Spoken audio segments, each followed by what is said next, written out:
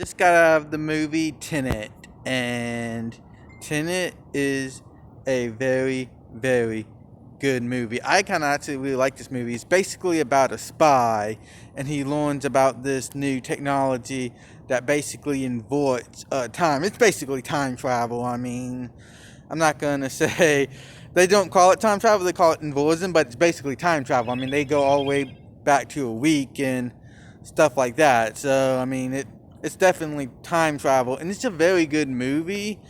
The first kind of half of it is kind of slow. I mean, there's a lot of action, there's a lot of things happening, but they don't really explain to you what's actually happening. Like, there was a terrorist attack on an opera house, and the secret agent, who I guess works for the CIA, is essentially there to stop it and protect his target. He ends up basically being kidnapped by these Russians who he's working with, and he was asked to give up his associates, but he wouldn't, and they kill him, which they don't really kill him.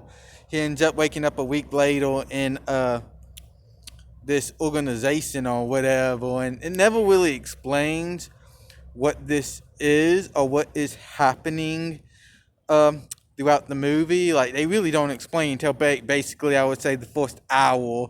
That's when you really get introduced to who the villain is, who the main character's in, what this inversion stuff is. So it takes a little while to actually get where you need to go.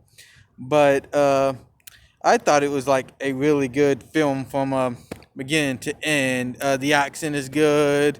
They do a really good job with explaining the inversions. They do a wonderful job of basically tying all the loose ends up together.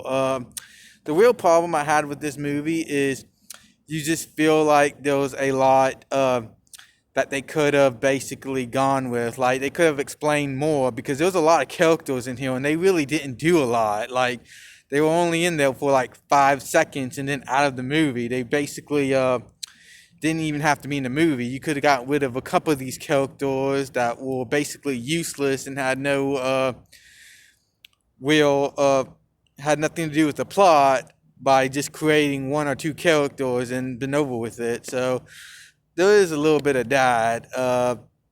Also, you really didn't get to know the main character that well. I felt there was a whole lot of story they could have done with the main character, and they really didn't give him a lot of backstory. I mean, you still kind of are able to root for him, and you know he's on the good guy side, but he's just kind of a traditional everyman good guy. There was nothing really unique or interesting about him for the most part. So I felt there could have been, as far as how the character was written, there could have been a little better at that, as well as a little better at explaining the story early on. It all makes sense towards the end of the film. I still enjoyed this film. If I had to give it a rating, it will probably be, I'm going to say, a 7 out of 10. It's still a really good movie, and I think most people will end up enjoying it.